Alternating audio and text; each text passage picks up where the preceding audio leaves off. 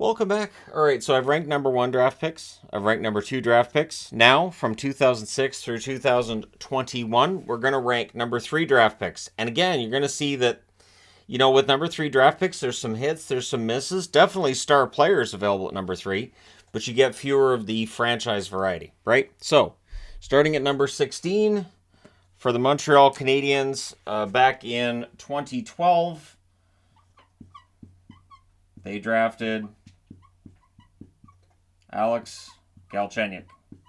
So, of course, Galchenyuk signed this summer by the Arizona Coyotes. They then terminated that contract. He's in the Players' Assistance Program as I'm recording this. And I wish him all the best. Galchenyuk, though, has bounced around the league. Barely got into any games last year at the NHL level. Played a few for the Colorado Avalanche. But, yeah, it's been trouble for Galchenyuk since he had a 30-goal season with Montreal. And since then, or his 30-goal season with Arizona, I do believe. And since then, there hasn't been a lot of positives for Galchenyuk. So we'll see if he does end up getting things together. But it's been 11 years since his draft, so odds are at this point, if he does get things back together, he's still probably a third, fourth liner at the NHL level at best, right? So yeah, he's number 16.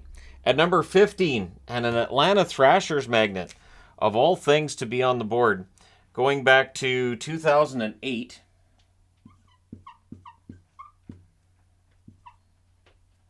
and they sign, I don't know why I was trying to put an A on the board there.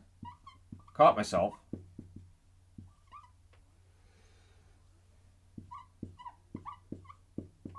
Zach Bogosian. Zach Bogosian, a defenseman, has had a nice long career in the National Hockey League. Absolutely. But on this board, on this list, he ends up 15th out of 16 players. And number 3 draft pick for the Atlanta Thrashers. So going back that far. And I think it's the first time the Thrashers have shown up in this series of videos. All right, at least this time around. Number 14, drafted by Florida in 2010.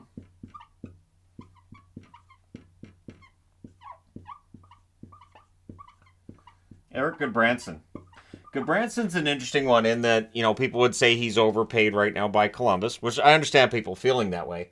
Goodbranson's had an interesting up and down career. There have been places where he looks really comfortable, like he fits, and he's a good top 4, top 6 blue liner, and other places where he's looked, like he's really struggling and has had trouble with staying, in a prominent position in the lineup. So Goodbranson has been kind of all over. He's still probably going to end up playing over 1,000 games in the NHL, which tells you he's not a complete bust. But for the number 3 spot, and for this video, he is 14th out of 16. Number 13. I'm looking back to 2007 for this one. Player I liked, but his career ended up being far shorter than I think we'd expected. And that's Kyle Turris. So the Arizona Coyotes in 2007 draft Kyle Turris. He had some good years. I think about his time in Ottawa. I really liked the player a lot. And then he just kind of fell off. And so he ends up 13th on the board. Again, some good years there.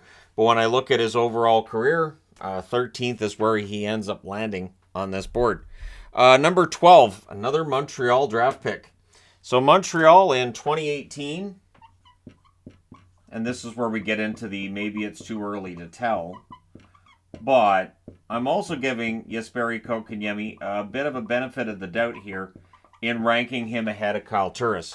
Kotkaniemi's trending in the right direction. I think he's performing well for Carolina, not getting the kind of goal totals, point totals that one might have hoped yet, but, this may very well be that year for the breakthrough for him, and again, his career progressing in the right direction. I felt like 12th was the right spot for him. If you want to argue Turris ahead of Kotkaniemi, absolutely you can do that. For me, for my board for today, I have Kotkaniemi at number 12. So Montreal on the board twice. That's all the Montreal draft picks. Number 11, a former Montreal Canadian now, drafted in 2013 by the Tampa Bay Lightning and would then be traded to the Montreal Canadiens. And that's Jonathan Drouin. I read an article today which was talking about Drouin, how they hoped that he'd have a bounce back year, and all I could think was, if he can stay healthy. It's been years he hasn't been able to stay healthy, and that's the sad part. Is if Drouin had been able to stay healthy all the way through, if he doesn't end up in that mess of a conflict with the Tampa Bay Lightning, believing he should have been in the lineup when they wanted him to play in the minors, who knows? He might have ended up reaching 65 to 70 points, say, regularly, but as it stands, with the injuries, with the struggles, Drouin ends up at number 11. So I have him ahead of Kotkaniemi and Turris, but again, they're close. I would say those three for what I was going through are close to one another, but I end up with Drouin at number 11. At number 10, and a player I like a lot, who was drafted in 2019 by the Chicago Blackhawks, Kirby Dach. Now, Dach in Montreal seems to have a lot of potential. Notice all the guys who've gone through Montreal or are in Montreal. But anyways, Kirby Dach, really, really good potential for him. I thought he had a good season going at the time that he got hurt in Montreal. I guess it was time for him to move on from Chicago. Again, I'm still surprised Chicago gave him up. But they definitely had a plan going forward for how to get Bedard, and moving Dach was part of the plan to get the rebuild really and truly rolling. But Dach could end up being a really strong player for Montreal. And the next time that I do this video, if Dach has the kind of year I think he can, he'll be moving up. So, number 9 on this board, from 2015. And he had a good year this year, so I felt like, he had a really strong season. Feels like he had a better first half than second half, but who in Washington didn't? Arizona originally drafted Dylan Strome 3rd overall in 2015. 2015 draft is stacked.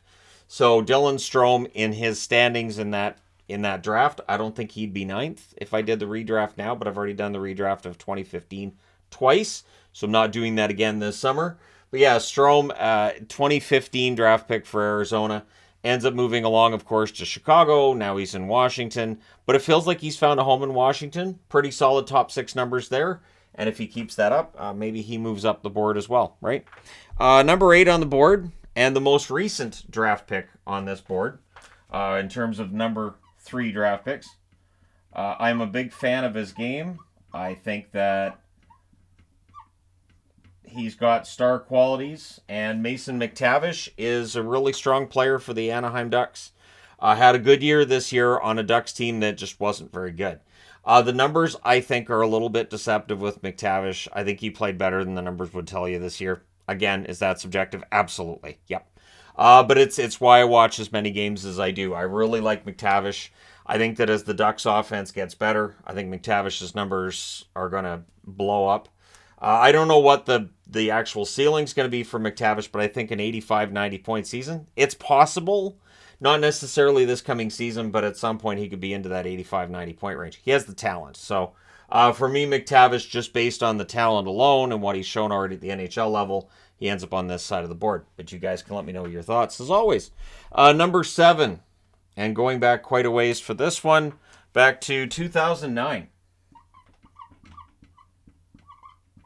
So Matt Duchene's drafted by Colorado, and he had some good times and some poor. When he played internationally, he definitely played really well for Team Canada, but it was kind of a mess when he was in Colorado. He then is part of a huge deal with the Ottawa Senators, a transformative trade that I would say honestly helps Colorado become Stanley Cup champs in 2022, and indirectly leads to the Ottawa Senators going into the rebuild they're still in, because after that trade, things trended in the wrong direction for the Sens. Colorado was already going to be bad. We knew that, but yeah, what they got out of that trade was pretty solid. But Duchene's career, I feel like, is still enough to warrant throwing him at 7th on the board. Good player. He's playing for Dallas this year. It's a bargain contract. We'll see how he goes. He goes from being arguably overpaid in Nashville to arguably being underpaid in Dallas, and we'll see how it turns out. Number 6 on the board, and a Columbus Blue Jackets pick from 2016. And I'm going to defend him just a little bit here. I've seen a lot. I've seen negativity, and I get it. Pierre-Luc Dubois played his way out of Columbus. Didn't want to be in Columbus. Then he didn't want to sign long-term in Winnipeg, and he signed a deal in LA. I get why people aren't happy with a player who already, drafted 7 years ago, and already he's twice decided he doesn't want to be with an organization. But I mean, he's in a league with players that just kind of toe the line and just don't say anything publicly. At least Dubois is willing to stand up and say, "Yeah, I don't want to be here." And again, we can debate that. But the thing with Dubois as well, I think it overshadows that he's a really good player and he's a solid option, I would say, as a number 2 center. And so we'll see how things go for him with the Los Angeles Kings. Of course, the Dubois for Laine trade, pretty much talked about a lot at the time it took place. And I would imagine we'll be talking about that one for years to come as well. But the Dubois trade now to LA is going to get a lot of scrutiny. So Pierre-Luc Dubois may have found himself a home in LA. We may see his numbers go up, although with the LA Kings, that's tough because the Kings have some depth there, and maybe Dubois ends up not getting quite as many points. But if he wins the Stanley Cup, he'll probably feel better about that.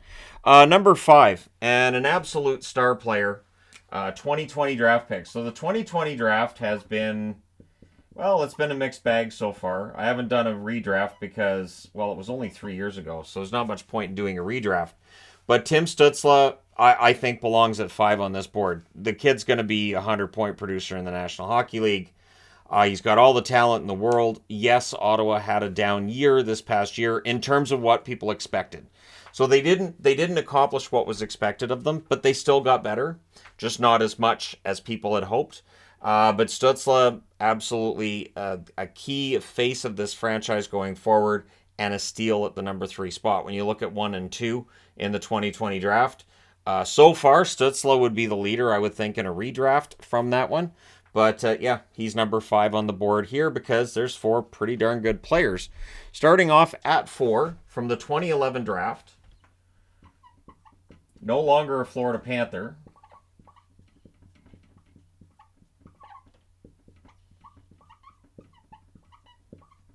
Jonathan Huberdeau. So Huberdeau had a down year with Calgary this past season, but you look at at his work, you look at his resume, really, really strong numbers. If he can get back to, I would say, 85 points. I'm not looking at 115 points from Huberdeau. I don't think we're getting there. But if he can get back to the 80-85 point range, I think fans will relax a little bit in Calgary. I know it's a very expensive contract for a long time. Cap goes up next summer. We'll see how it turns out. But when you look at his numbers, I think Huberdeau absolutely belongs in the top 4 on this board. Can't even consider having Stützle at Huberdeau at this point. And again, I know there will be people who don't like Dubois being behind Stützle either for similar reasons. But at any rate, yeah, Huberdeau at number 4. I think that's where he belongs. At number 3, a Dallas draft pick. So Dallas did pretty well in 2017 in getting a blue liner that has been pretty fantastic. No defenseman is perfect, but Lidstrom was close, Bork was close. Heiskanen isn't there yet, but he has that potential. He has that potential to be a really solid defenseman at both ends of the ice who does get Norris trophies and is widely recognized as one of the best in the league. So Heiskanen, player, I love his game in Dallas, and looking forward to what he can do the rest of his career. But he may very well win a Norris soon, and I do feel like sometimes underrate his defensive game. He's a really solid all-around defenseman for Dallas. Number 2 on the board, and who else could it be? So from 2006, so this is the last time he'll be on the board, because that's as far back as I go. Jonathan Toews. Jonathan Toews, 3 Stanley Cup rings, captain of the Chicago Blackhawks seemingly forever. That is a player who is a first ballot Hall of Famer. Currently, of course, unsigned and undecided, last that we heard on whether or not his career would continue next season. But if Toews decides that's it and he hangs them up, then he will be in the Hall of Fame in 3 years. I have no doubt in my mind. I don't think there's any chance that Toews, Kane, and Keith aren't all 3 first ballot Hall of Famers. And then we can debate all the other Chicago Blackhawks members from that time who might have Hall of Fame credentials. I know Corey Crawford gets some love from Chicago fans in that direction. I don't think Crawford gets there, but Toews absolutely does. First ballot, yeah. So who's number 1? Well, it feels like he's been number 1 on more lists lately that I've been doing. Maybe that's just a feeling I've had, or at least he's in the top 2, top 3. But Leon Draisaitl. Draisaitl, it feels like this generation you've got McDavid and Draisaitl, and it feels very similar to Crosby Malkin. Draisaitl's good enough to be a leader and a face of a franchise on his own, and the fact that he is in, I don't like to say support role, but obviously he's overshadowed by McDavid. Just absolutely ridiculous to have both McDavid and Draisaitl. And so for me, Draisaitl, with the amount of points he puts up and with how good he's been, I'm putting him ahead of Taves. Understanding people are going to say Taves belongs ahead of him because of the 3 cup rings. But again, for me, just looking at the player, and if I had to pick one player between Draisaitl and Taves, I'm taking Leon. At some point in time, he has to get a Stanley Cup, and if it ends up not being Edmonton, we can have a debate later on that. But for a while to come yet, he is still Edmonton property, and the Oilers are still in the mix when it comes to a Stanley Cup. We'll see, right? Let me know your thoughts in the comment section below, as always. Don't forget to hit like and subscribe if you're browsing your way through. You just happened upon this video. Thank you guys so much for watching, for all your support. I will talk to you again soon.